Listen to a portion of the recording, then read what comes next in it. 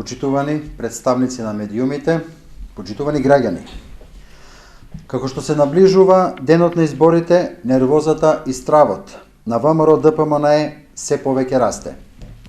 Соочена со целосно изгубената доверба кај граѓаните, ВМРО ДПМНЕ се обидува да врши притисок врз вработените и волонтерите во јавното предпријатие ИСАР и клиничка болница Штип.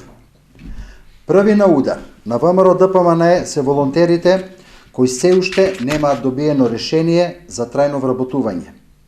Од нив, раководните лица на ВМРО ДПМНЕ бараат да достават списоци со 3 лица кои својот глас би го дале за оваа партија.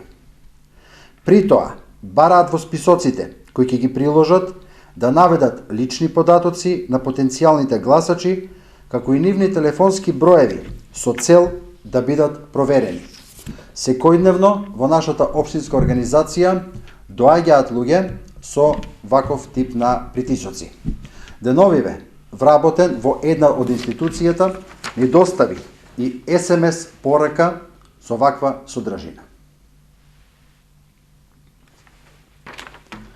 Почитувани вработени и волонтери во јавното предпријатие ИСАР и клиничка болница Штип, и сите вие на кои раководителите ви бараат присилно да доставите списоци со лични податоци и телефонски броеви на 3 лица кои ќе гласаат за ВМРО ДПМНЕ, ве повикуваме да се охрабрите и да доставите докази за истото. Оваа манипулација и злоупотреба на службената положба покажува дека ВМРО ДПМНЕ е свесна дека граѓаните не ја подржуваат. Покажува и дека некој преку закани за лебот, кој честно си го заработувате, сака да остане на власт.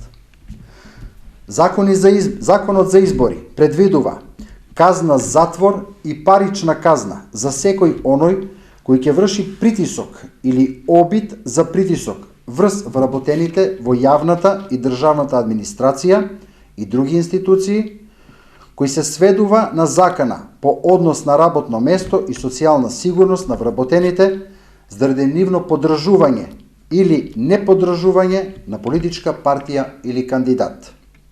Социјалдемократскиот сојуз на Македонија стои позади секој граѓанин кој ќе пријави ваква злоупотреба, криминалот ќе го извадиме на виделина.